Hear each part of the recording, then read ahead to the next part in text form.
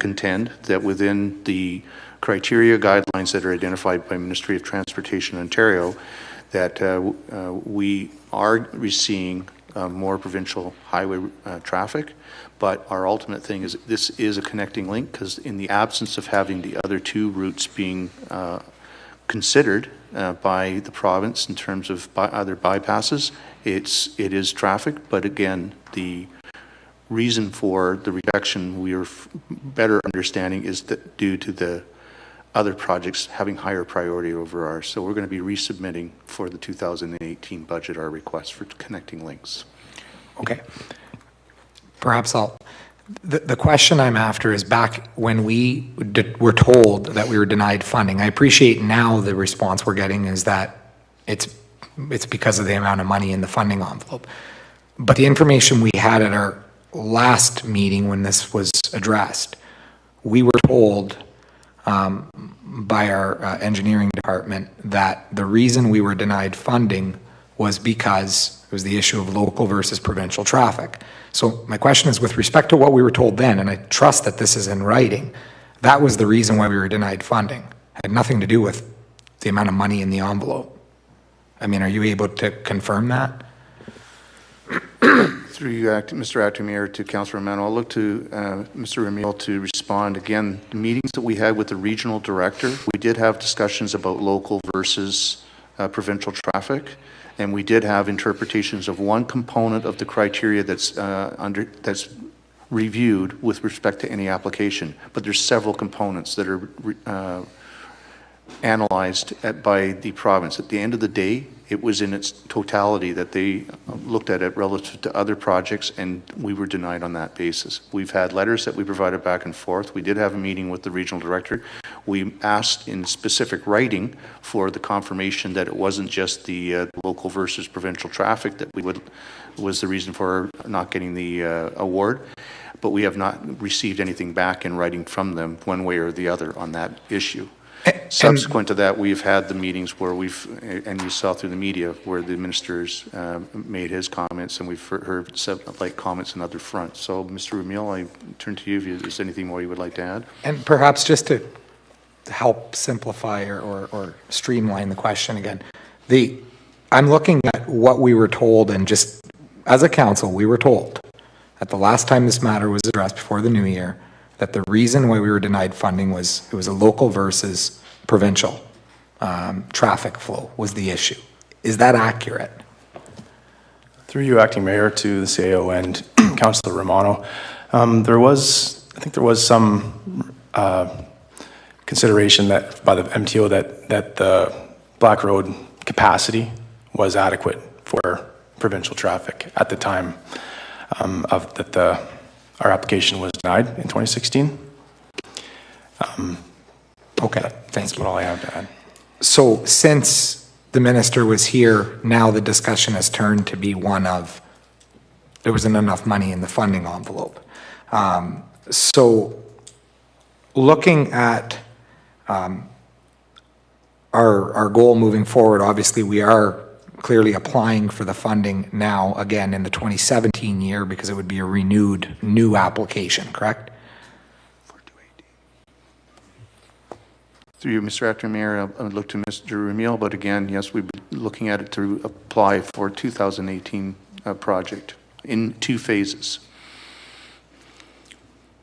Can you help me understand that 2 phases? What are we referring to? So through you, Acting Mayor, to Councillor Romano, the Black Road project was always intended to be done in 2 phases, from McNabb Street being to approximately the S curve in the road as phase 1, and then from that point to second line would be phase 2, done over 2 years. It's quite a large project to undertake in 1 year. So the funding applications, or these applications for funding, they will be made within the 2017 calendar year for one or both phases? I believe the original application was for the full 5.25 million, identifying that phase 1 was just about half of that. I think it was 2.7 million. Okay. So it is for the full leave it open. funding. It would leave it open for them to award it in 1 year at a time, I guess. Okay, fair enough. Thank you. I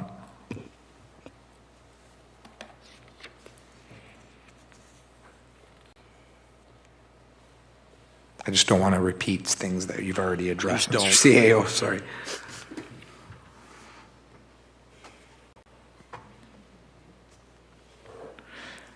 All right. I think I'll just reserve the rest of my questions for comments, or just make comments at the end. Councillor Huppanen? Thank you, Mr. Acting Mayor. Needless to say, I'm ecstatic that we're going to be reapplying. I think this has been going on for quite a while, and it is in Ward 3, so I hope it comes to fruition. Just a couple questions, if I may, to Mr. Ramil. The environmental assessment, has that been started, or is there any plans to have that started? That's my first question. And the second question is, what percentage would be covered of the cost by the provincial government? Is it 100%, 90, 70? I'm just wondering about that. Through you, Acting Mayor, to Councillor Huppanen, the environmental assessment was initiated a couple of years back, and we've just reposted, I believe it was the last council meeting, we reposted the preferred alternative. Maybe out for the 45-day comment period right now. So that is, we're nearing completion of that. And to answer your second question, the current connecting link model with the MTO is that they cover 90% of eligible costs. Okay, that's great. Thank you. Councillor Kramparich. Thank you, Acting Mayor.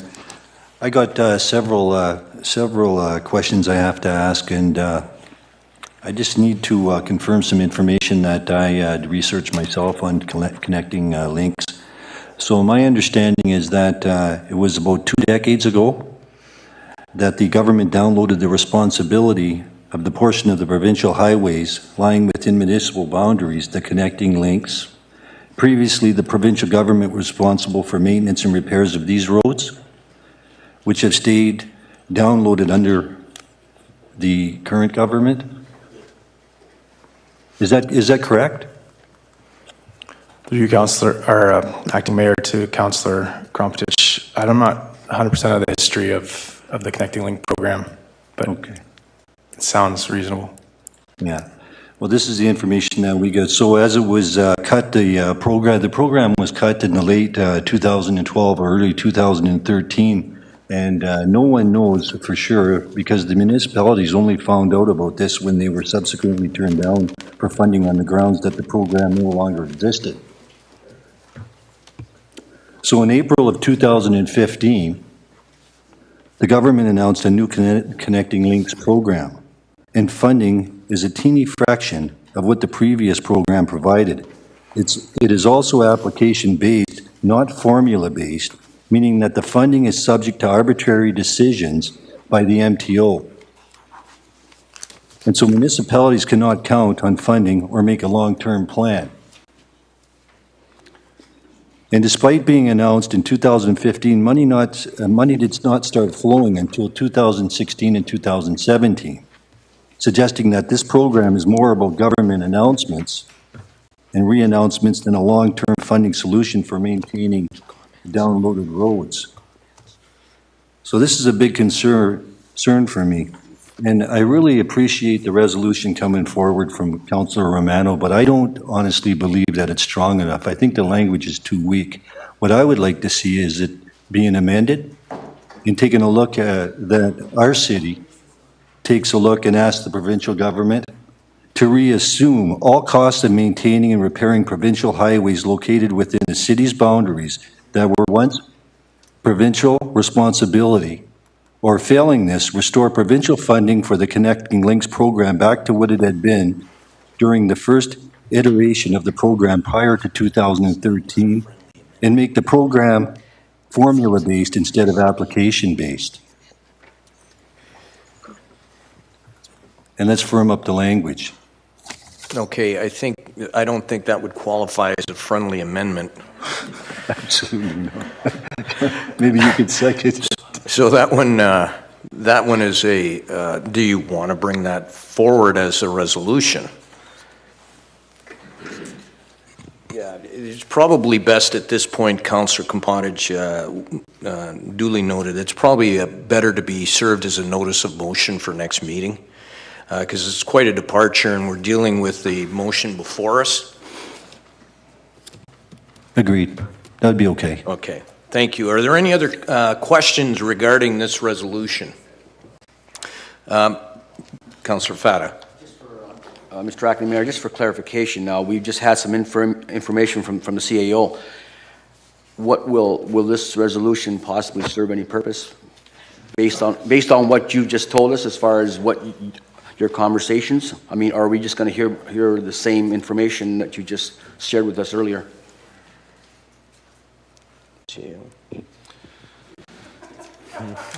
Thank you. Through you, Mr. Acting Mayor, to Councillor Fata, we would probably repeat what we've indicated here, firming up in terms of the specifics, but it'd be pretty much repeating what we've done in terms of meetings to date and what we're intending to do in terms of an application going forward. Thank you. Okay. Any other questions? Councillor Butland. No question, comment. Okay. Are there any other questions? Okay, we'll go to Councillor Romano first. His hand was up, and then to you following him, Councillor Button. Okay, Councillor Romano. Thank you, Mr. Acting Mayor. So as far as my comments on this, and I appreciate Councillor Fata's comments, especially in light of some that I myself made earlier. The issue is important, and I think that what we're potentially missing at this stage is we still don't have that clear, concise answer yet. I'm still a little bit confused based on what is the actual test. There is a test that the MTO offices use as to whether or not you can be granted funding. There's an evaluation process. I'm still at a loss as to, does it matter whether or not it's local versus provincial traffic? That answer, we don't have it yet. Is it just simply because of what the funding envelope, what's available in the war chest, so to speak? We don't have that information yet. We were told as a council, it was confirmed here today before us, the last time this matter was before us prior to the new year, we don't qualify because it's local traffic, not provincial traffic. The minister came to town and we were told, no, that's got nothing to do with it. In fact, it's just because of the amount of money in the envelope. Which one is it? That's what I'm after. So if we're not satisfied that we're going to get that answer, there's a big problem in my view. We should be able to get a concise answer from the ministry as to what it is that you have to qualify for this funding. That's a pretty straightforward question, and I think it deserves a response, and we haven't gotten it yet. Looking at this a little historically, I think it's important, and I appreciate my ward mate, Councillor Krimpotich, and his feelings that more was needed. Quite frankly, I agree 100% with you. More is needed. I think given a hat that is also being worn by myself outside of this room, I don't want to be accused of politicking. I don't want to be accused of using that other hat. So in my view, this was what is appropriate as a councillor to advance at this stage and leave it up to our staff at this point to say, can we not get a straight answer for our council as to how it is you get the funding? We need to know that as a fundamental starting point to see where we move from here. It's great that we've been encouraged by the minister to apply for more funding, or to apply for the funding period, or to reapply, I should say. But we don't even know yet. We don't have a clear, concise understanding of what it is that we are, really what our hopes and chances are of getting this funding if we don't know what the test is, what the calculation is. So to me, that's a starting point. Would I like to see more? Absolutely. Do I think that given the circumstances we find ourselves in right now in this city, now is an optimal time for us to be really trying to pressure the provincial government for funding in Sault Ste. Marie? At the end of the day, as councillors of this city, we want this funding and we know we can't afford it. And we need it. And I've provided you all, I'm not going to go through in depth all of the articles, but I've given you all a few articles just looking at some history of the matter. There was an article, a Sioux Today article back in 2007 I've provided you with. If you take a look at that article, at this time, the provincial government, Ministry of Transportation, was looking at the Batchewana bypass. And they were talking about some options, and they were looking at meeting with people in Sault Ste. Marie, as well as in Batchewana First Nations. They were having semi-town halls to discuss what people thought. There were 3 specific options that were discussed in that. The options were a 4-laning of Trunk Road from a new highway, 4-laning of the mid-block between Trunk Road and Second Line East, creating a T intersection at Black Road, and then the last option, 4-laning to Second Line East at Black Road, the exact issue we're dealing with now. In time, the bypass idea moved forward. The idea was to, by 2011, we were looking at creating a bypass through Batchewana. That didn't occur. The idea of this Black Road widening was discussed back in 2007, and our very provincial government we have right now looked at that as an option for Sault Ste. Marie. The knowledge was there from the time that we created our truck route at Carmen's Way to the bypass through Garden River. The knowledge was there that we were going to need this. They identified it back in 2007 that this was a connecting link. So to argue now and say this is not a connecting link, it's local traffic, is ludicrous. We need to get an understanding of specifically what it is that, how it is they determine this funding, and we need to get that right away. And it's important for us to ensure we leave no stone unturned, and we have an attitude of a never quit attitude on this and push this forward. I appreciate that we are looking at a further application this year. I still think we need this response from the ministry. It sounds like the request has been made, but we don't have an answer yet. Let's get that answer. Thank you. Councillor Butland. Yes. Very briefly, the key words here would be clear and concise, and we're being much too verbose on this one. I would agree that the amendments in the future, and this is what governments should do, and the multitude of whereases here, I would really hone in on,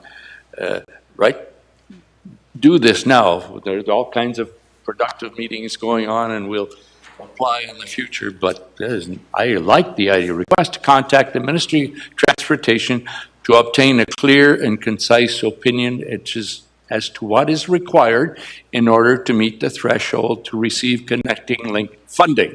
So the letter should be clear and concise, and perhaps we will get a clear and concise answer from the ministry. But let's do it. The timing is very appropriate and opportune. Thanks, Mr. Eckler. Any other comments on this one? I just want to make a couple of comments because this issue is near and dear to me. It was brought up through resolution a couple of months ago, and there was that word ludicrous again I heard tonight. I jest. I obviously feel very close to this one. When I brought the issue forward originally, I was pretty upset and just confounded as to why it was we didn't qualify. And I appreciate the work that staff has done, and I'm glad that the ministry has had initial consultation. I agree with Councillor Butland's comments that we're down this road now. This is too important for us. Beyond the fact that we need the funding to do this, this is an important artery in our community that we need to get addressed. So it doesn't have to be a confrontational, adversarial thing. I think it's just a matter of continuing the dialogue, and if it's done in that spirit, carry.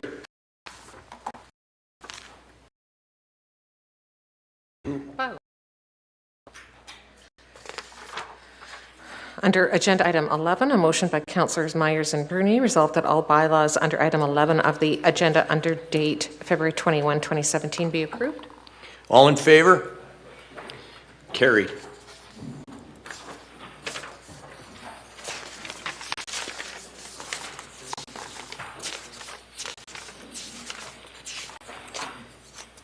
And I have a motion for closed session. A motion by Councillors Myers and Fata, resolved that this council proceed into closed session to discuss an acquisition of real property, a labor relations issue, and an issue concerning an assessment appeal. Under the Municipal Act, Section 239(2)C, a proposed or pending acquisition or disposition of land by the municipality. Section 239(2)D, labor relations or employee negotiations.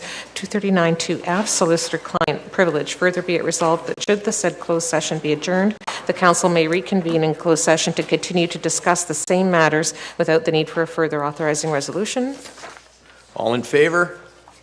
Carried. And a motion by Councillors Myers and Fata to adjourn. All in favor? Carried. Thank you.